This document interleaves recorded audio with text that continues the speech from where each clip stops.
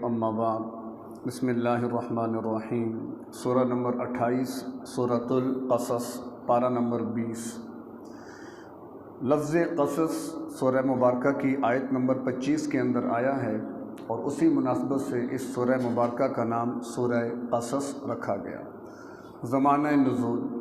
شیب ابی طالب کے محاصرے کا دور تھا کہ جس دور میں یہ سورہ قصص نازل ہوئی تھی۔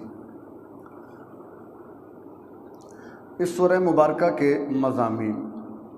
اس سورت کا مرکزی مضمون ان اعتراضات کو دور کرنا ہے جو نبی صلی اللہ علیہ وسلم کی رسالت پر کیے جاتے تھے، اور جو عذر ایمان نہ لانے کے بیان کیے گئے ان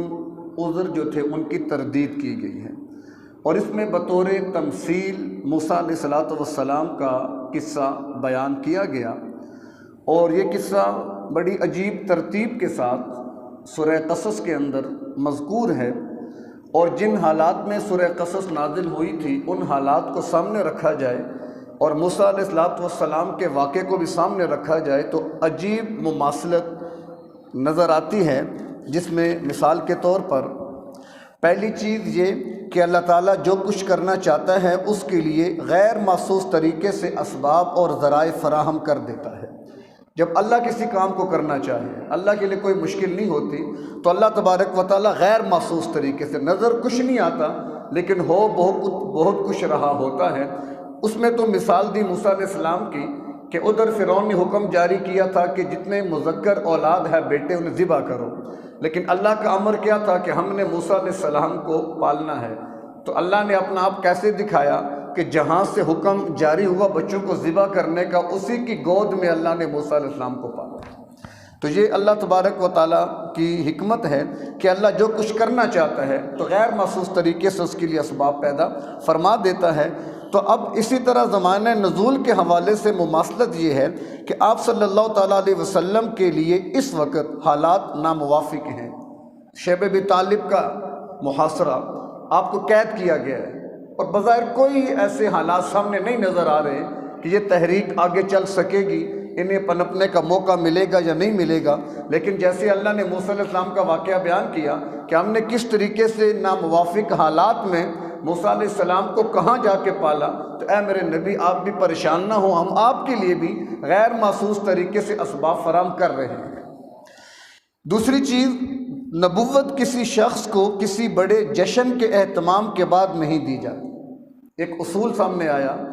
کیونکہ مشرکین عرب اعتراض کرتے تھے، ہمارے درمیان رہے اکٹھے اٹھتے بیٹھتے سارے معاملات، اچانک صبح آپ نے کہا جی مجھے نبی بنا دیا گیا، یہ اچانک نبوت کہاں سے مل گئی، کیسے مل گئی؟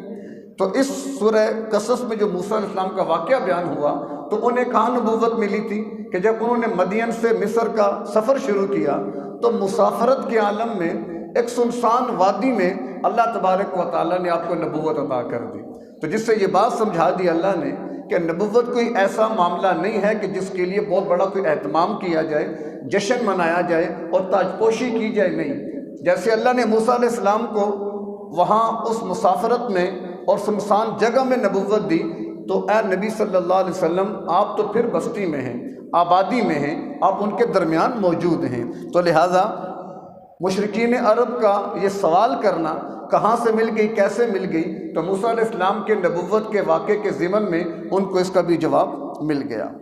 تیسرے، جب اللہ تعالیٰ کسی فرد سے کام لینے کا فیصلہ کر لیتے ہیں تو اس کے پاس قوت و طاقت اور لاؤ لشکر کا ہونا ضروری نہیں رہتا۔ جب اللہ کام لینا چاہے تو پھر طاقت، قوت، لشکر ان چیزوں کی ضرورت نہیں ہے، بلکہ بڑے بڑے لشکر بھی اس کے سامنے آ کر زیر ہو جاتے ہیں۔ تو اس میں اللہ تبارک و تعالیٰ نے موسیٰ علیہ السلام کے واقعے کے ضمن میں آپ دیکھ لیں کہ اللہ نے موسیٰ علیہ السلام سے کام لینا تھا۔ کس چیز کا؟ فرعون کا تختہ الٹنا ہے۔ اب فرعون کوئی ایک بستی کا کافر نہیں تھا، یا ایک گاؤں کا حکمران نہیں تھا، اس وقت بلا شرکت غیر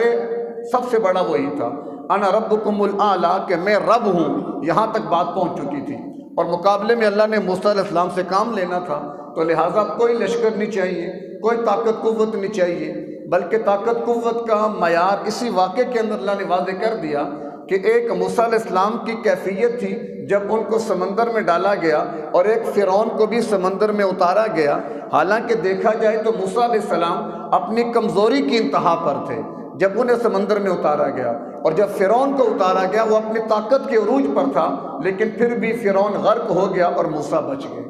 تو اصل طاقت پیچھے کس کی ہے؟ اللہ کی۔ تو اللہ تبارک و تعالیٰ نے اس واقعے کے ضمن میں یہ بات سمجھا دی کہ جیسے فرعون اور موسیٰ علیہ السلام کے درمیان کشمکش جاری رہی اور بالآخر اللہ نے بغیر اسباب وسائل لشکر کے موسیٰ علیہ السلام کو فتح یاب کیا، فرعون کو شکست دی، تو مشرکین عرب اور محمد صلی اللہ علیہ وسلم ان کے درمیان بھی اسی قسم کی کشمکش چل رہی ہے۔ تو انشاءاللہ اے نبی، اللہ آپ کو فتح یاب کرے گا اور مشرکین عرب کو اللہ تبارک و تعالیٰ بالآخر ناکام کر دے گا۔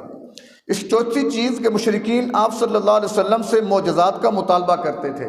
تو اسی موسیٰ علیہ السلام کے قصے میں اللہ تبارک و تعالیٰ نے یہ بات سمجھا دی کہ دیکھو موسیٰ علیہ السلام کو ہم نے 2 معجزے بڑے دیے تھے، ایک ید بیضاء کا کہ ہاتھ یہاں سے نکالتے تو وہ روشن اور سفید ہو جاتا، اور عصا کا پھینکتے تو سانپ بن جاتا۔ اللہ تبارک و تعالیٰ بتاتے ہیں کہ کتنے لوگ ایمان لائے اس بنیاد پر، مطالبے انہوں نے بھی کیے، ہم نے معجزے دکھا بھی دیے، کون ایمان لایا؟ کوئی بھی نہیں۔ تم نے بھی ایمان نہیں لانا، بس تم ضد اور ہٹ درمی کی روش اختیار کیے ہوئے ہو۔ بارکہ یہ ذہن میں رکھو کہ اگر اللہ نے اگر معجزہ دکھا دیا نا، پھر تمہاری ہلاکت سے تمہیں کوئی بچا نہیں سکے گا۔ تو خلاصہ مشرکین مکہ اور آپ صلی اللہ علیہ وسلم کے درمیان ایسی ہی کشمکش چل رہی تھی جس طرح فرعون اور حضرت موسیٰ علیہ السلام کے درمیان چلی تھی، لیکن اللہ تبارک و تعالیٰ نے بالآخر موسیٰ علیہ السلام کو تمام اسباب اور وسائل سے بالا تر ہو کر فتح یاب فرمایا حق کی بنیاد پر، اور فرعون اپنے لاؤ لشکر سمیت کیا ہو گیا؟ وہاں پر غرق ہو گیا۔ اور اس میں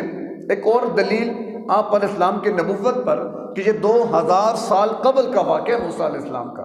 اور آپ صلی اللہ علیہ وسلم بالکل ایک ترتیب سے پورا واقعہ بیان فرما رہے ہیں، حالانکہ آپ کے پاس ظاہری اسباب علم نہیں ہے، اور خود یہود جو خود کو موسیٰ علیہ السلام کا ماننے والا کہتے ہیں وہ بھی اتنی تفصیلات نہیں جانتے کہ جتنی اللہ کے پیغمبر نے ان کو بتا دی، سنا دی۔ تو گویا کہ یہ بھی اس بات پر دلیل ہے کہ لا محالہ کوئی وراء الورا طاقت ہے کہ جس کی طرف سے آپ کے پاس یہ ساری تفصیلات آ رہی ہیں، اور وہ اللہ ہی ہے اور یہ اللہ کے پیغمبر ہیں۔ تو گویا کہ سورہ قصص کے اندر اس وقت کے جو مسلمان تھے ان کو تسلی دی گئی اور ان کو کہا گیا کہ عزم، ہمت اور حوصلے کے ساتھ چلتے رہو، بالآخر اللہ تمہیں فتح یاب کر دے گا۔